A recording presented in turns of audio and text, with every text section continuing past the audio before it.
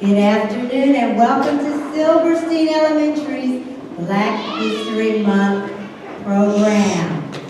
We are going to begin our program with the Black National Anthem, Lift Every Voice, like they do at the Super Bowl and the All-Star Game. So if you would stand to your feet.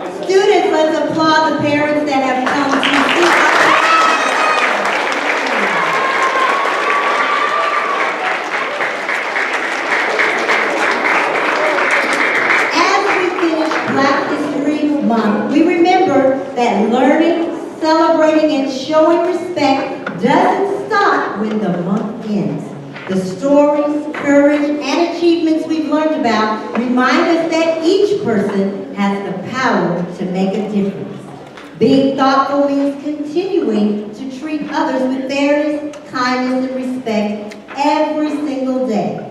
Let's carry what we've learned this month with us into March and beyond. So that means, students, we are always respectful of our classmates and the differences. We do not use disrespectful language about anyone's culture, ever. If we don't understand something, we ask a question.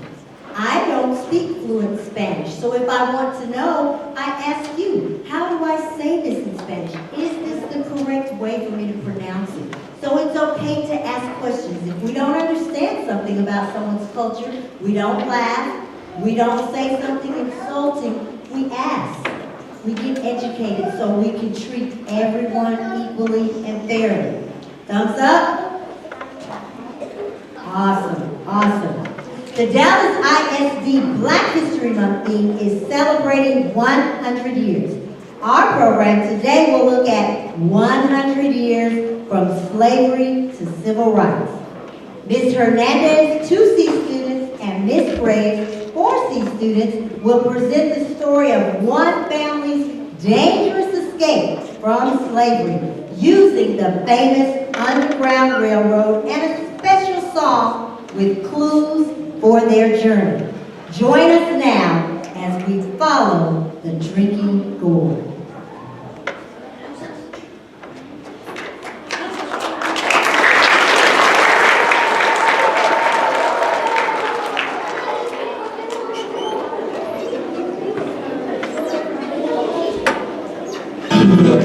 Story and Pictures by Jeanette Winter. Long ago, before the Civil War, there was an old sailor called Peg Leg Joe, who did what he could to help free the slaves. Joe had a plan. He used hammer and nail and saw and worked for the master, the man who owned the slaves on the cotton plantation. Joe had a plan. At night, when work was done, he'd teach the slaves a song that secretly told the way to freedom. Just follow the drinking gourd, it said. When the song was learned and sung all day, Peg like Joe would slip away to work for another master and teach the song again. One day, a slave called Molly saw her man James sold to another master. James would be taken away, their family torn apart. Just one more night together.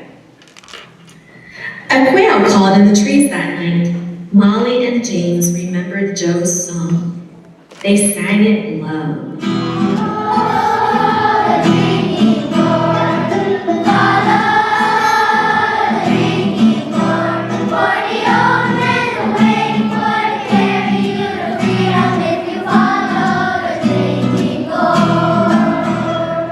They looked to the sky and saw the stars. Taking their little son Isaiah, old Hattie and her grandson George, Molly and James set out for freedom that very night, following the stars of the drinking gourd. They ran all night through the fields till they crossed the stream to the woods. When daylight came, they hid in the trees, watching, listening for the master's hounds set loose to find them. But the dogs lost the runaway scent at the stream, and Molly and James and Isaiah, old Hattie and young George were not found. They hid all day in the woods. At night, they walked again, singing Joe's song and looking for the signs that marked the trail.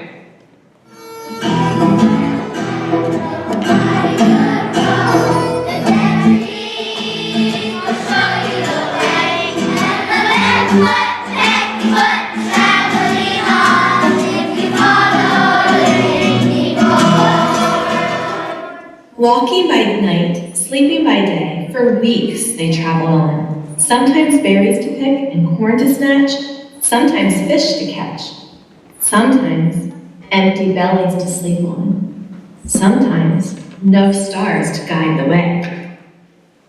They never knew what lay ahead. There was danger from men who would send them back, and danger from hungry beasts. But sometimes a kind deed was done. One day, as they hid in a thicket, a boy from a farm found them. In a bag of feed for hogs in the wood, he brought bacon and cornbread to share. Singing low, they traveled on. The river ends between two hills. Follow the drinking gourd. There's another river on the other side. Follow the drinking gourd.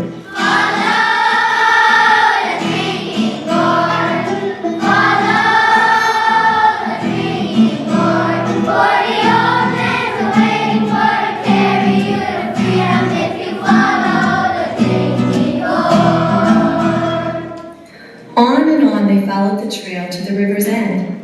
From the top of the hill they saw the new path, another river beneath the stars to lead them to Freedom Land. The drinking gourd led them on. The song was almost done.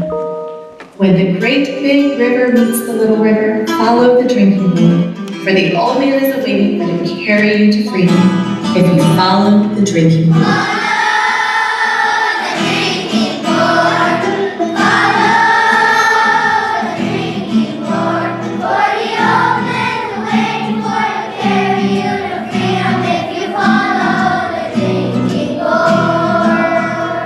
Then they climbed the last hill. Down below was Peg Leg Joe, waiting in the wide Ohio River to carry them across. Their spirits rose when they saw the old man. Molly and James and Isaiah, old Hattie and George ran to the shore. Under a starry sky, Joe rowed them across the wide Ohio River. He told them of hiding places where they would be safe. A path of houses stretched like a train on a secret track leading north to Canada. He called it the Underground Railroad. It carried riders to freedom. The first safe house stood on the hill. The lamp was lit, which meant it was safe to come. Ragged and weary they waited, while Joe signaled low with a hoot like an owl. Then the door opened wide to welcome the freedom travelers. They were rushed through the house to the barn, for the farmers knew that there were slave catchers near. A trap door in the floor took them under the barn to hide till it was safe to move on. Then Peg-Leg Joe went back to the river to meet others who had followed the drinking gourd. With danger still near, too close for ease, the farmer sent the 5 travelers on. He drew a map that showed the way north on the midnight road to the next safe house, just over 2 hills. This time, James called the signal, a hoot like an owl, that opened the door to a Quaker farm. The travelers were led to a secret room hidden behind shelves. They rested here for many days and healed their wounds. Soft beds, full meals, new clothes, hot baths washed away some fear and pain. Isaiah smiled. When they were strong, they traveled again from house to house on the underground trail, still following the drinking gourd north. Sometimes they traveled on foot, sometimes by cart. The wagon they rode near their journey's end carried fruit to market and runaways to freedom. At last they came to the shores of Lake Erie. Molly and James and Isaiah, old Hattie and young George climbed aboard the steamship that would carry them across to Canada, to freedom. 5 more souls are safe, old Hattie cried. The sun shone bright when they stepped on land. They had followed the drinking gourd.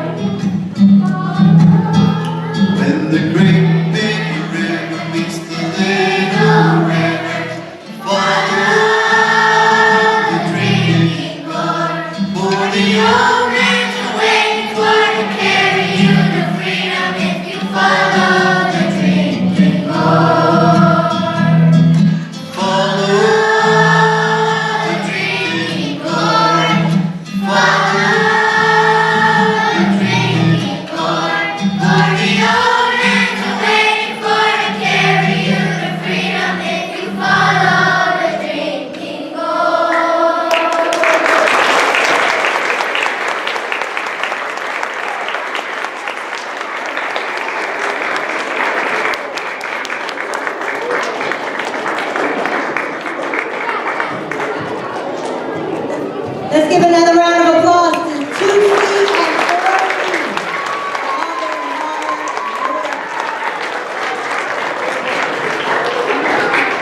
and 4C. Approximately 100 years after slavery, a Baptist minister named Dr. Martin Luther King Jr. became an important leader in the civil rights movement. He worked to make sure all people were treated equally, no matter the color of their skin. He believed in using peaceful protest and nonviolence to fight against unfair laws and segregation. Segregation is when people were separated based on the color of their skin. Dr. King helped lead marches and inspired many people to stand up for justice. His work helped change laws in the United States and made the country more fair and equal for everyone. In 1964, he received the Nobel Peace Prize because he taught people to fight injustice with love and not hate. Please welcome to the stage Mr. Iricheta's 3D class as they sing about Martin.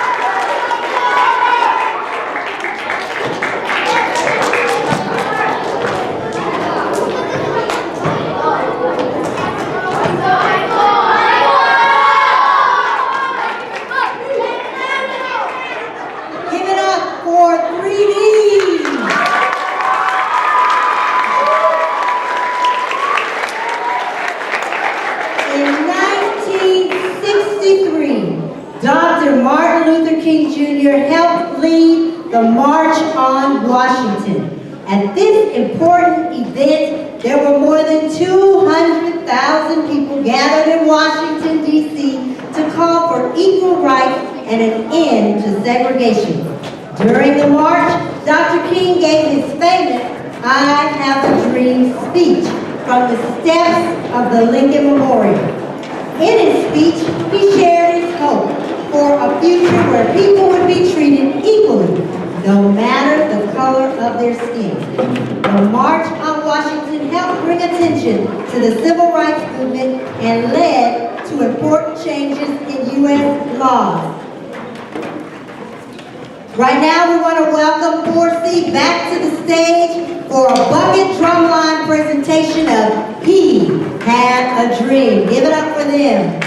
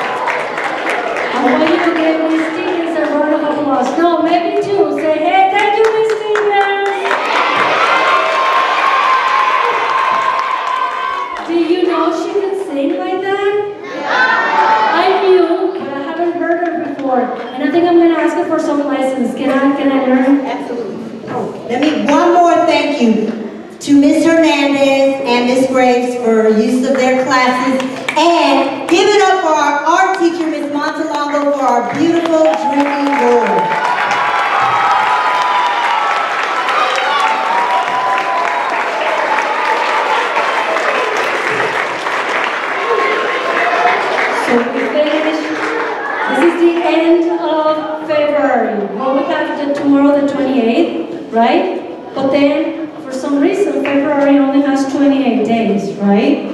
Yeah. I want you to do some research and tell me why later. I think it might be related to science a little bit, but you'll explain it to me later. Anyways, thank you for being here, guys. Thank you for all the effort that you've done. I love that I have my third, fourth, and fifth graders today. We can have a conversation about effort, and I appreciate everything and everything you do every day because I know you're doing your best. Are we doing our best? Yeah!